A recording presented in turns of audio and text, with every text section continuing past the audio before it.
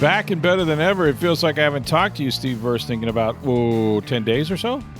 Yeah, you want to take another vacation? That was kind of nice. Well, it was great. I mean, look, sorry what happened to you up there at the Coldplay concert in Boston, but other than that... I thought we weren't going to talk about that now. Well, it was all over the news. Man, that was crazy. I've seen some viral stuff, but woo, that one's going to cost you. But no, it's, you were in what did I see? Charlotte? The meme that Coldplay hadn't put out a single in years, and they made 4 of them in one night? That's a great line. It's so good. It's so good. Yeah, no, it's unfortunate, man. I don't know what to say about it. Probably shouldn't say any more, as a matter of fact. But anyway, you were in Charlotte, is that right? Is that where you were? Yeah, my sister lives up in that area, and also my mom and dad, so we went up there. Yeah. Hung out for 4 or 5 days up there. Cool. Came back, played some golf. Nice. Was at the Rays games all weekend, so. Okay, so you had, was this the longest rain delay, the actual rain delay they've had so far this year? 2 hours and 36 minutes, but by far the longest. Yeah. So now, for those of us who aren't familiar with rain delays in the Rays home games, how did that go? Is it literally watching grass grow or paint dry? Well, yes. I mean, I guess if you're a Rays fan, maybe you've never been to a rain delay before. Of course, I grew up in Ohio going to games, and you saw them all the time. Yeah. You're just kind of sitting around waiting. Now, there was lightning in the area, so they had to clear the bowl, so you couldn't be in the seats in that. Mm-hmm. But the grounds crew had a little issue getting the tarp on the field. I saw that. They started unrolling the tarp, and it didn't unroll right. And so it took them a little bit to get on. They finally got it done. Yeah. But the field held up great after, 2-hour delay. They took the tarp off, did a little work on the infield, but didn't have to do much. And they finished out the game, and the Rays tried to come back and win it. They did. Caminero up, 2 outs, bases loaded, down 2. Yep. But 3-0 count. So 3-0 count. That should have been a walk. That should have been a walk. I thought they missed the pitch on 3-0, and then he swung at a bad pitch, and then swung and missed through a strike on 3 in a row there. So yeah, they were right there, man. And on the heels of what was just a terrific comeback Saturday night. I mean, Chandler Simpson, man, jeez, that speed just changes the game. Like, O'Hearn rushed the throw. Absolutely. Because of Simpson's speed. And even if he makes a perfect throw, I don't know if he gets him. I don't know that he does, but like just to come up in that situation, foul off some really tough pitches against a good reliever, and then line one up the middle. And once he did it, you knew what was coming. You knew he was going to steal second. And just the pressure, you can see the pressure that he puts on an infield or a pitcher, because of that speed, and then, a little rush to throw, and it got away, and the rest is history. And then, not for nothing, but did you think the last ball that, now I've heard many, they were talking about this on the radio, that when that last ball was struck, that Simpson catches either up against the wall or over it. A lot of people said, I just thought it was a medium fly ball that almost went out of here. And some said, oh no, I thought that was gone. What was your perspective? Well, so all night, every ball that was hit, you're like, oh, that's just it keeps carrying. Like, the humidity was carrying the ball. So when he hit that, I didn't think he got enough of it, but the way the ball had been carrying, I was like, oh, crap, they just lost this. Or, it looked like a walk-off, right? They wouldn't have lost. I mean, because the Rays they had an at-bat in the bottom of the inning. But giving up the lead. Yeah.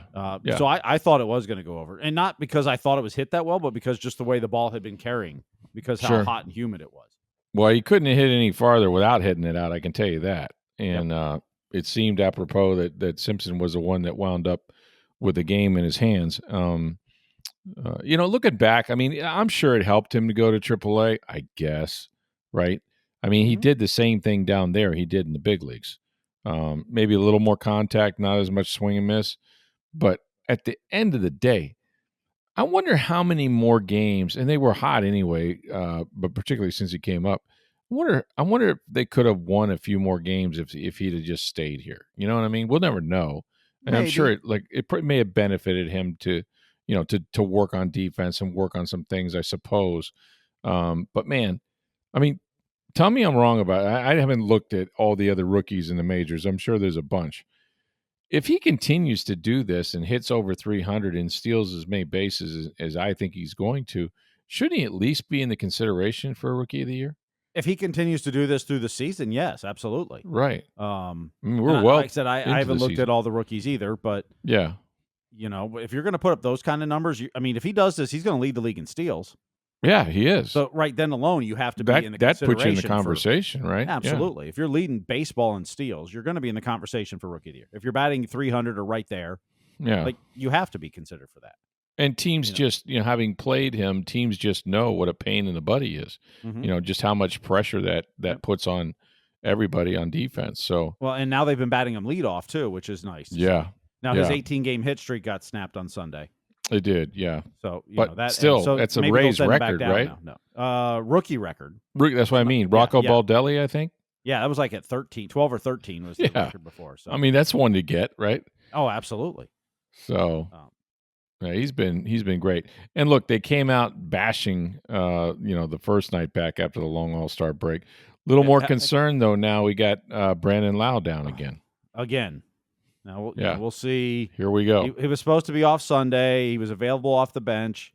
Obviously, plantar fasciitis this time. Yep. Wow. So we'll see. I mean, the Rays have the White Sox in for 3 now.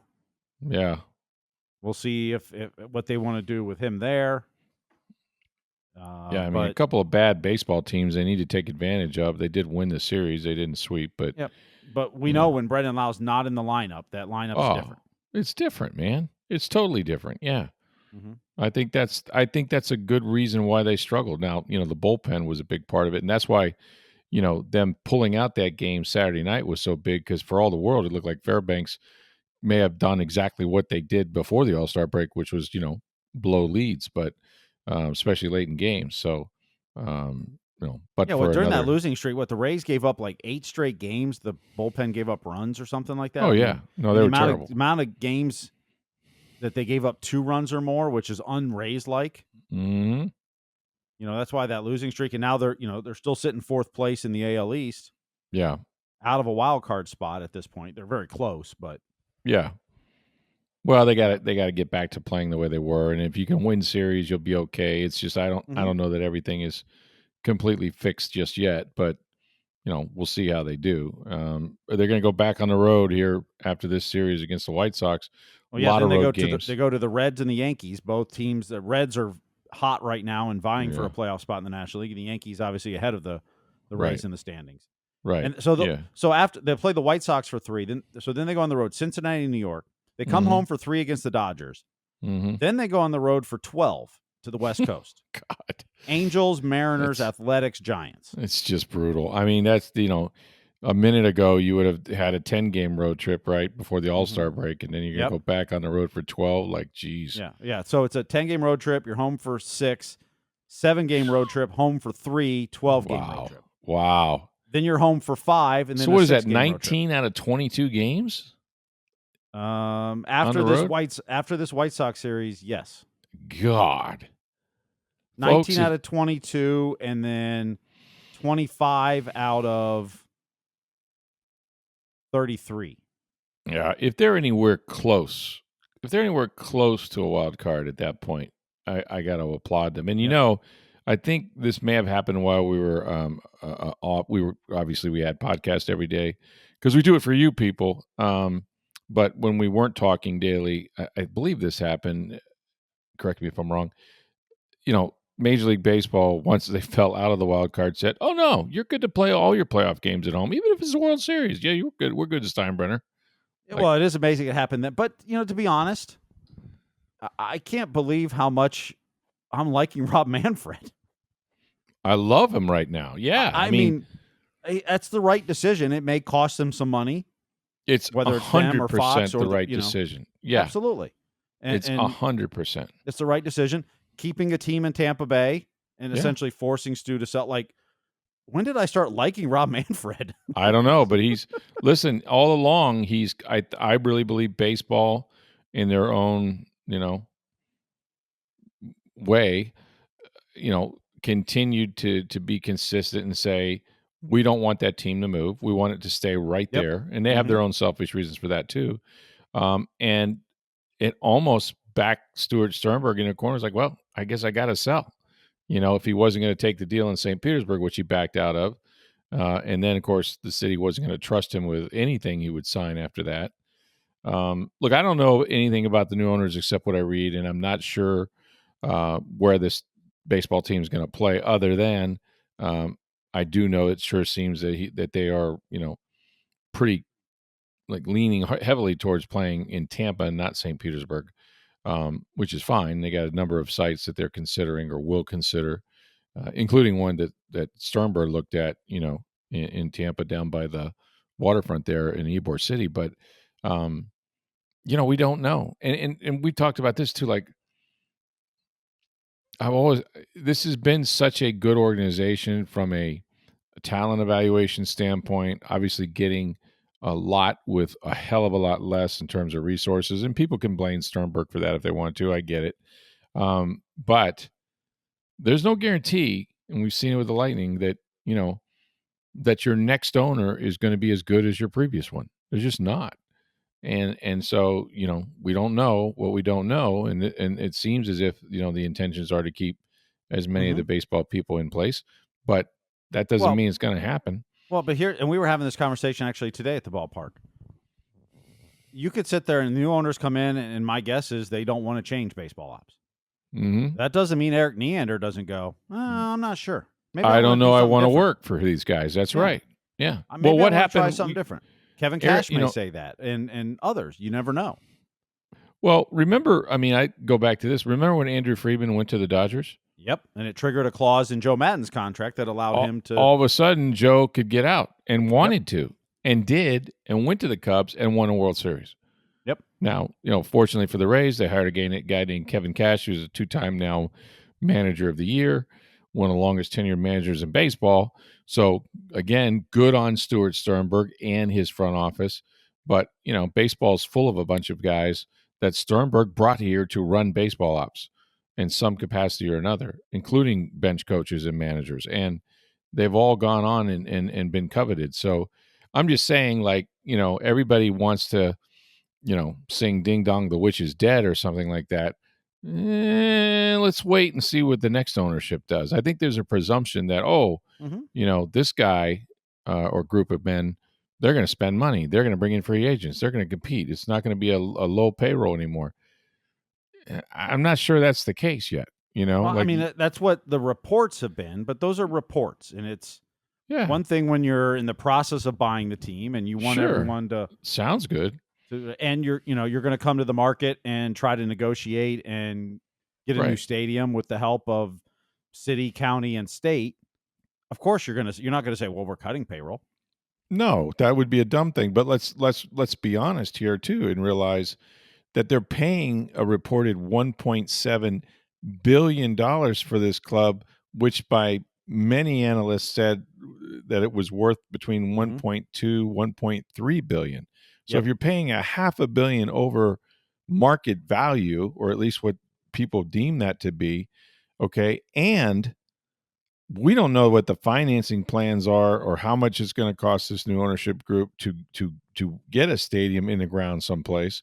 Yeah, there might be, some community investment tax money, or there might be a developer in the Ybor district that, will help offset some of that. But they're starting out with an enormous investment just to buy the team from Sternberg before they sign their first player. And, so all of this is wait and see, obviously, but it's interesting. It's really interesting. And God bless them. I mean, the Rays have managed to, stay competitive and above 500. That last streak, the last road trip was disastrous, going 2-8. And they're not in the wild card right now, but they're also not that far from it. But this schedule, I think it's going to get them, Steve. I don't think you can play that many games on the road in such a compressed time, and I don't think they took enough advantage of those early home dates, because they were getting kind of used to Steinbrenner, and I think started out and they lost 9 of 11 there, and whatever the excuses are, the wind, the lights, whatever. When they had the home portion, they didn't excel the way they needed to, and now the schedule is going to flip on them, and it's because of days like you experienced on Sunday, where longest rain delay that they've had. Well, to be honest, though, to be July 20th, and it's really the first lengthy rain delay they've had. And they don't have a lot of home games until September when the rain is less. No, there's still rain in there, but they've actually gotten pretty lucky. Like this weekend, the thing is, there wasn't supposed to be rain Sunday. There was one little small cell that just sat over Steinbrenner Field for hours. Yeah. And most places it wasn't raining. Right. They just got unlucky then, but it's actually they've been pretty lucky so far. Mm-hmm. Steinbrenner Field. They haven't had lengthy delays. They haven't had a rain out. Right. They haven't had one banged yet. Yeah. Yeah. And today possibly could have had that lightning stayed closer, and the lightning was the biggest issue. I mean, there was a lot of rain, but there's a lot of lightning nearby, which they have to. It's not even their choice to call it at that point. Once lightning gets within a certain radius, they have to stop the game for half an hour. That's right. Yeah. Well, 2 out of 3, they meatloafed them. That's not bad. They got to keep going, and they're going to have to find a way to play much better on the road than they did the last time out. And we never talked about Caminero's show at the Home Run Derby. Well, you know what? This was the thing that we were talking about before he got invited to the Home Run Derby. I wanted to see him in that contest. I really thought he was going to do well, and he did exceptionally well. It came down to the last few swings, obviously. What I liked about it was, and I thought this would be the case, he doesn't really have to change much, right? Like, I think this is pretty much his swing. He has such a nice long, hit the ball out in front of you, when he gets under it, when he's hitting, getting the launch angle or whatever, he's just so strong, and the ball comes off his bat at such a high velocity that I didn't feel, at least, that, like everybody's, ooh, this might screw up their swing. I think that's kind of the way he swings. It's not, it's not a, there are pitchers I would liken it to, is that, there are some guys that can throw mid 90s, but they're maximum effort guys. Like, they're all they got, right? Like, every pitch, you can almost hear the grunts. And then there's other guys that stand out there at 6'4", 235 pounds, like Paul Skeens or something. You can just, like, whip it up there and it seems effortless, right? Well, that's true with hitters too. There are hitters that, have to have some maximum effort to get balls over the fence. And then there's guys like Caminero. And, man, he got on a roll. It was fun to watch. He hit some bombs. But he couldn't outdo the Seattle catcher, who was leading the majors in home runs coming into it with 38. So, but then he came back and he hit 2 in one game. So it didn't screw him up too bad, right? No, that was the thing, So, it's going to screw up this one. Boom, 2 home runs that first game. They went 11-1. Should have been 11-0. Give up a late run, but it's like he was still in the Home Run Derby, Yeah, but his swing, his swing is so effortless. It is. Like, he's got such fast hands. Yeah, he does. That it really is, compared to some other home run hitters. Like you saw in the Home Run Derby, Jazz Chisholm. Oh, God. Because his swing is all effort. Like, yeah, I wasn't sure how he ended up there. Some of them did him dirty, saying that he should be in the Home Run Derby when he's not really that much of a prolific home run hitter. But you're right. That's a good example. There's a lot of players turned it down. There's a lot of players. Yeah, I think so too. But that's a perfect example, though. Like, he's got to go up there and swing for it, And of course, if you're trying to hit it like that, it's usually when it doesn't happen for you. So that was kind of embarrassing for him. But yeah, no, it was a great All-Star weekend, and then Caminero had a hit in the game. So did Aranda. Aranda did. He didn't get one in the swing off. No, it came down to the swing off. How did you like? You kind of like that format to end an All-Star game? I guess it's better than a tie. Yeah, exactly. Going on. So it's an All-Star game. I don't have a problem ending an All-Star game that way. Like, it's an exhibition game. Yeah, it was fine. It was, good for Kyle It's an exhibition game that the outcome means nothing. You're not putting the home field of the World Series on a swing off. But you need an outcome because ever since they tied, and called it after a tie, that really soured people. And I thought I had no problem with that. That was cool. Yeah. Look, baseball. Let me give them credit here because, and I don't know, the NFL. It's funny because the NFL is a reactionary league, right? Like they really do sort of, the offense, the defense is dominating. We need more points, and so they change the rules and they give everything, to the offensive side. And then, the head injuries, we got to take that out. and lower the zones. They just react to stuff, which is some of it you need to, and that's baseball and football and basketball. But what I like about baseball is what they have done, and I wasn't on board with everything at first, but what they've done is look at the sport and go, we gotta change, we gotta adapt, we gotta evolve. You know what? Those bases need to be bigger. Let's put the stolen base back in the game. Let's take away those shifts. You know, let's reward guys for hitting balls in the gap. You know, like they did things they weren't afraid to do. Let's have a pitch clock because these games are too long. Let's speed this up. You know, I think that you talked about Rob Manfred, like they're on a roll here. Like I don't know how popular baseball is or how popular it was in terms of like attendance and this and that or ratings. They must be doing pretty well because I see the salaries these owners are paying players. Yep. Right. Well, so somebody's making money. Well, Manfred's going out there and trying to push for a salary cap and revenue sharing. And sure, I mean, he truly wants to change it. Yes. And now, in defense of the NFL a little bit, when they change things, there's a lot to lose. Baseball is declining overall in popularity, probably. Had declined, younger generations and younger generations. For sure. And Rob Manfred's even come out some of the deals they've done with third-party content creators like John Boy and stuff, where now they're doing deals with them before they shunned them and kept them out. And Rob Manfred's come out and said, we were wrong. We did this wrong. We needed to fix it, and we're fixing it. But I like that I like they're trying stuff. You know what I mean? Exactly. And I'm not a big fan of the ghost runner and extra innings and stuff like that. But you know what? People don't want to watch 18-inning games with some infielder throwing the bottom of the 18th, or do you really want to mess up your staff for the next 4 games because you have no bullpen left, and right, you're going to send more guys down and out and DFA and exactly. Yeah, exactly. Is the ghost runner there the best way to do it? I don't know, but it's like the shootout in hockey, right. Right. Do you want to go back to ties, or I mean, is that the best way to settle it after you do I think the 3-on-3 is fantastic. If it goes to a shootout, I'm okay with that too.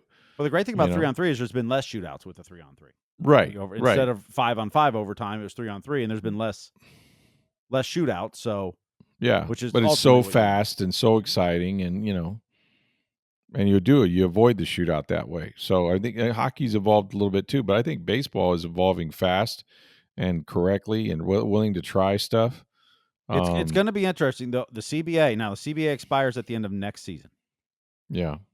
And if Manfred is truly pushing and he's talking to every player in the teams, and the players union is not liking it, but he's talking and told them, you realize 75% of the salaries go to 10% of the players. Yeah, which is wrong. And they're also not taking enough of the salaries out of the sport, but that's something we've discussed for years. Like, right. And the way it's structured and the way the RSN model is failing and going away. Although for some, like the Yankees own part of Yes and the Red Sox own part of Nesson and that. So theirs may not go the way of a lot of the FanDuel. Right. Where baseballs, had to go produce their own games and such. So it's going to be very interesting, and there's a legit shot there's no 2027 baseball season. Geez, I hate to think about that, but it's happened. We've lived through them before, and you're probably right. Right. Now, it's a long way away, and a lot can happen, and yeah, my guess is that the start of the 2027 season doesn't happen on time, much like happened just a couple years ago. Remember, they were locked out to start spring training. That's right. Ended up 2 or 3 weeks into what spring training would have been, came back, moved the season back 1 week and played. Who knows what will happen come 2027, but the current CBA will expire December 1st of 2026. So, yeah. And the players union is adamantly opposed to what Manfred's talking about, what Manfred wants. Manfred's making his pitch directly to the players. The question is, do the players agree with what Tony Clark and the head of the players union think? Right.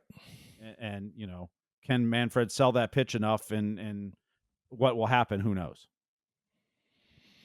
Yeah. Well, listen, I've always been a big fan of baseball, and I like what they're doing, and the decision to have the Rays play at home is the right call. It was an act of God.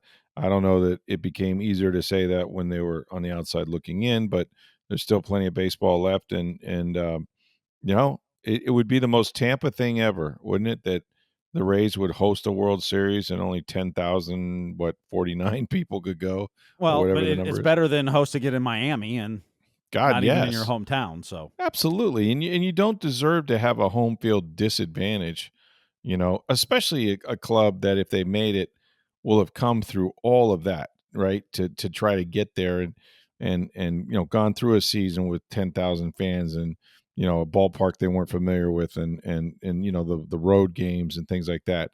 For them to come through it and be in the postseason and then be told you got to go to Miami or Atlanta or someplace, didn't make sense. And I'm glad that Manfred and others realized it. Hey, I saw the other day the Philadelphia Eagles got their Super Bowl rings. Yeah, they were pretty cool. They got little wings on them and things like that. Got me thinking about jewelry. It got me thinking about Breitling Boutique in International Plaza Mall. That's where you're going to find the best array of watches for yourself, your wife, your girlfriend. Breitling Company has been in business over 140 years, making the best Swiss watches in the world, and they have been in International Plaza Mall now for more than 5 years. Now, to find them, go to the center of the mall, go upstairs. That's where you're going to find a terrific store. Spend some time there. They're going to pour you a drink, teach you about all the different products they have for yourself. And I said your wife and your girlfriend. For the men, the Navitimers, the Chronomat watches that they're known for, women's sports watches. These things are durable, they're beautiful, and they have an array of different colored wristbands that she can choose from. And while supplies last, and that's important, they've been doing this thing where they're celebrating the NFL's 104th year anniversary with the 32 NFL team watches. These are watches for each team. They have the color of the team itself. If it's the Bucks, it's the red in the face of the Chronomat watch, logos on the watch as well. You got to see these. Go to tampabay.com. That we have an ad there. Likely you can see the Buccaneers team watch. But again, while supplies last, go down there, ask to check out the NFL watches, and believe me, you're going to find the best timepiece you've ever owned and great, great customer service. It's Breitling Boutique, International Plaza Mall. Make sure when you go, you tell them that you heard about it on Sports Day Tampa Bay. Hey, not for nothing. Guess what? Buck rookies report to, what was that? Training camp today. What? Already? Yeah. Today. So vacation's over is what you're saying? Yes, in essence. No longer on a cruise to Mexico, or? Not me personally, no. I actually spent the last 3 days with 1, 2, 3, 4, 5, 6 girls under the age of 17, I believe, at a beach condo with my wife.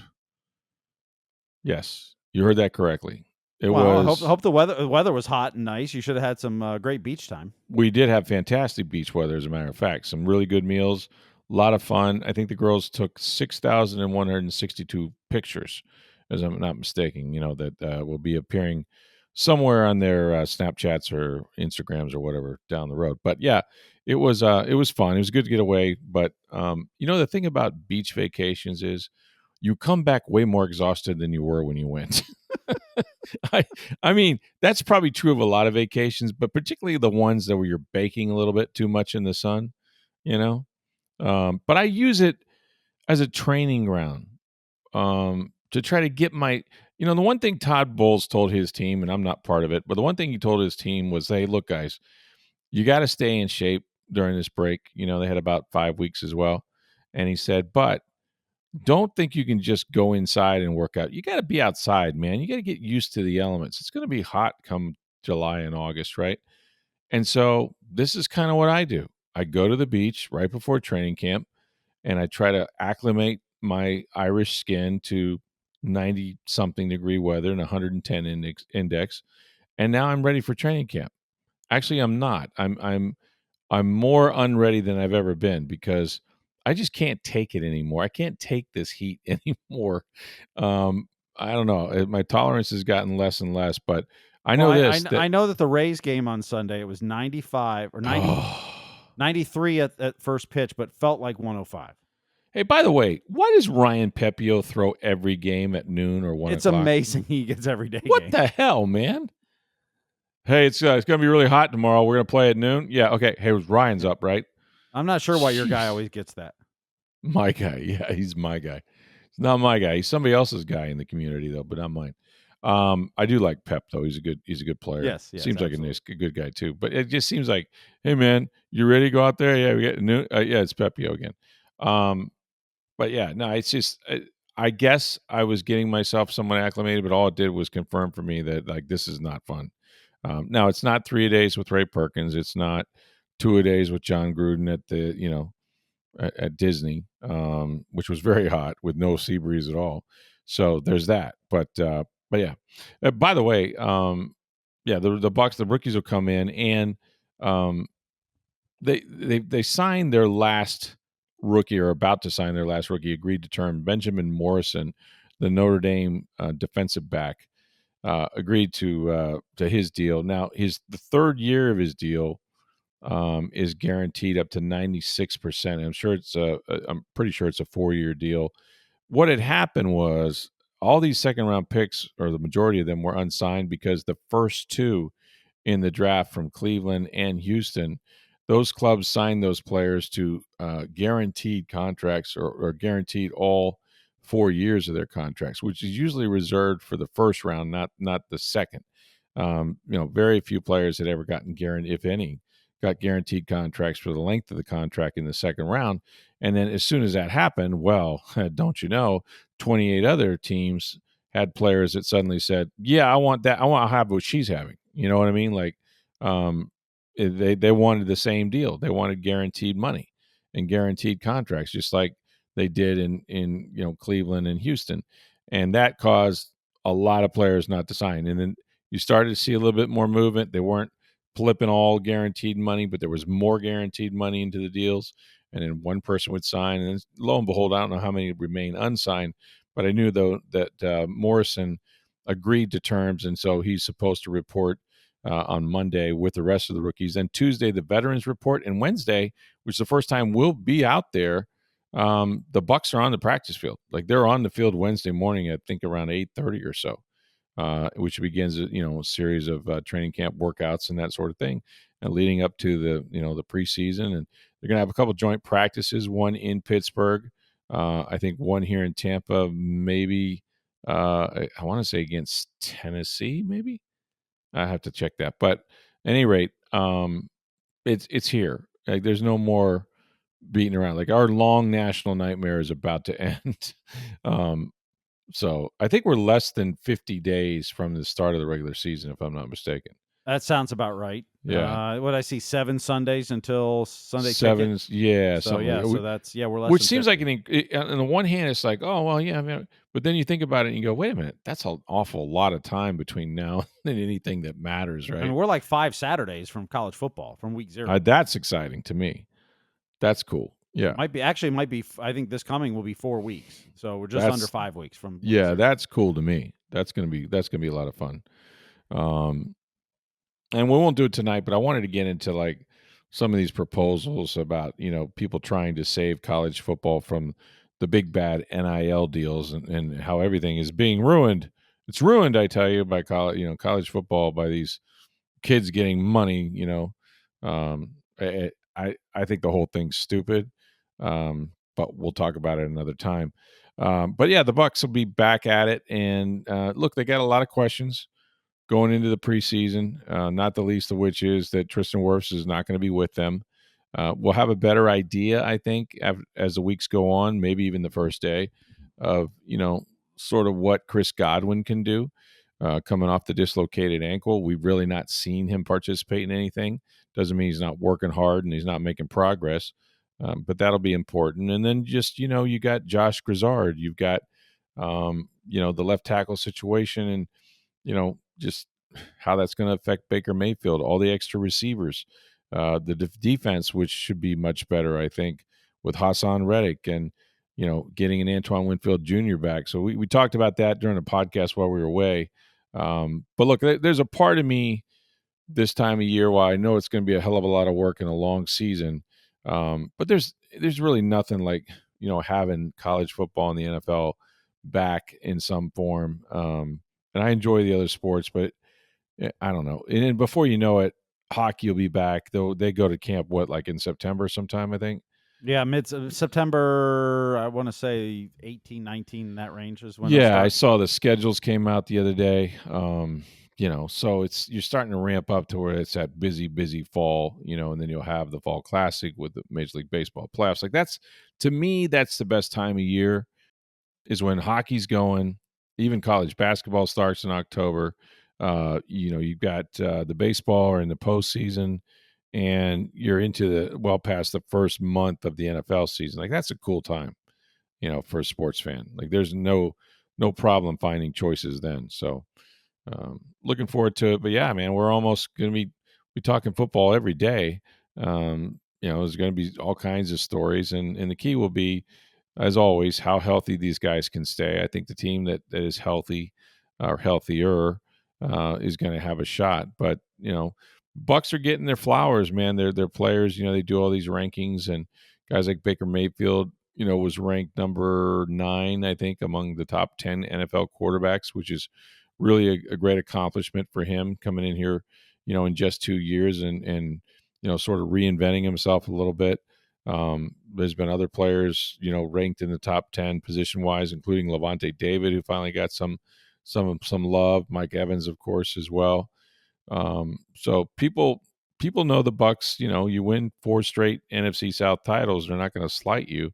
But I still think people are looking for reasons to think Atlanta is going to be better. And Atlanta, I'll just say this: they may beat the Bucks again.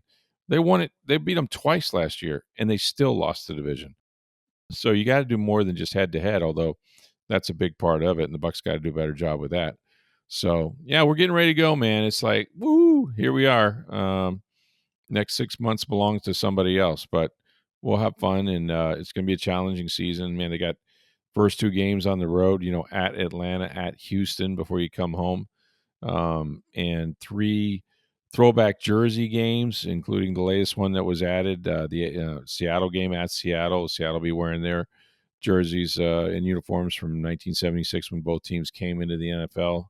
So there'll be a lot of cool stuff too. Simeon Rice going to the Ring of Honor, and not for nothing. Have you seen these videos, Steve, at all about the 50th anniversary that the Bucks are producing? Stephen Lynch They've over been there. fantastic. Oh my God, they're terrific. And what they've been doing, you got to check them out. They've been pairing one of the Buck legends, if you will, with one of the current players, and usually a good, really good player, young player. So far, they've had, Derek Brooks, Mr. Buck, come in and just kind of talk, to Mike Evans, who's going to be legendary, about being the face of a franchise, being that guy, right? And Derek said at the end, he goes, not for nothing, I'm gonna be your teammate. I'm gonna be your teammate one day too. Like I'm gonna see you in the Hall of Fame. I don't want to jinx it. He goes, but you're gonna be there, and just Mike's reaction to that. And then they had Baker Mayfield watching film with Ronde Barber, and they're showing Baker's great play against the 49ers when he, had had one arm on Nick Bosa and completed a 4th down pass to Rashad White, and then Rondé pulls out the beta tape of his 92-yard touchdown. Okay, it was so funny because you know what this is? No, of his 92-yard interception return against the Eagles. But listen to those 2 guys cut it up, and Baker or Rondé saying to Baker, "You're the perfect quarterback for the Bucks right now. Like you're the perfect guy for them." And then I just saw, I believe it was Yaya Diaby. Yeah, I think it was Yaya Diaby and Simeon Rice, and this was like a master class on defensive line play. Hand placement, moves, attitude, film study, practice habits. Like I was like fired up listening to Simeon Rice, not just talk about his career, but like what it takes to get there. What he did and the sacrifice he made and the technique that he had and how much he studied and how fast he practiced, how fast he played. And it was just, I mean, these have been fantastic. They keep rolling them out as the 50th year anniversary goes by. And along those lines, be sure to order. I'll have to get like the publishing company, but the Tampa Bay Times is working and really completing a commemorative 50th anniversary book that we're putting together with help of some of my colleagues, and editors and, of course, photographers through the years. It's 1976. We start there. We go all the way through, not year by year necessarily, but eras. A lot of great features, and the pictures are what really makes it for me. And the tremendous photographs that Tampa Bay Times has taken over 50 years of football with the Buccaneers. So I'll give you some information as the week goes on about how you can order that. But that's coming up as well. So here we are, man. We're just a couple days away from the start of training camp, and we won't run out of topics. Not that we do, but it's gonna be something. I think this will be potentially, if they stay healthy, Steve. I think this could be one of those years where they have a chance. I don't want to say they're going to do it. They won 8, 9, and 10 games. They have a chance to win 12, maybe 13 games if they can just stay healthy and weather the storm of not having Tristan Wirfs. That is not an insignificant injury. He's their best player outside of the quarterback, and I think they're going to struggle to try to replace him. I'm not saying he can't, but Josh Grizzard, who's a new offensive coordinator, really has his work cut out for him now. But if they can weather that beginning of the season with 2 games on the road and then maybe being without Tristan for 4 weeks, if they can do that, then I think they have a shot. In the last 2 years, they started 3-1, and they still collapsed. They lose 5 out of 6, 6 out of 7. They can't have that sort of thing happen to them again. But this year, I think it's going to be how fast they can start without a guy like Wirfs. And then ultimately, the biggest problem is that's if you lose a player like that before the season, what happens when you start playing? Because when you start playing is when you get other guys hurt. Luke Gedeke last year missed 4 games right off the bat because of a concussion. And so that's why Justin Scully came in and started at right tackle, and then wound up starting 1 game for Tristan at left tackle. But it's going to be a fun year. I think they have a bunch of guys that are hungry to win, that know they're a good football team, and I think they've done some things on defense, like drafting guys like Morrison and others to improve it on that side of the ball. So yeah, we'll enjoy it. We're going to have fun. It's going to be a good year. So check out TampaBay.com, the Tampa Bay Times. I'll be having any news that occurs with the Bucs rookies reporting on Monday. It's the veterans on Tuesday, and then first practice again Wednesday morning. And the Rays and the White Sox will begin their series at Steinbrenner Field. See if the Rays can continue their winning ways and take another series, this time from the White Sox, going back out on the road themselves. Thanks for listening. As always, go see our friends at Breitling Boutique, International Plaza Mall. Check out the men's watches, the Navitimers, the Chronomats, the NFL watches, 104th year anniversary, all 32 teams. Wow, supplies last. Also, watches for your wife, your girlfriend. It's Breitling Boutique, International Plaza Mall. Make sure you tell them that you heard about it on Sports Day Tampa Bay. For Steve Versnick, I'm Rick Stroud of the Tampa Bay Times. Have a great day, everybody.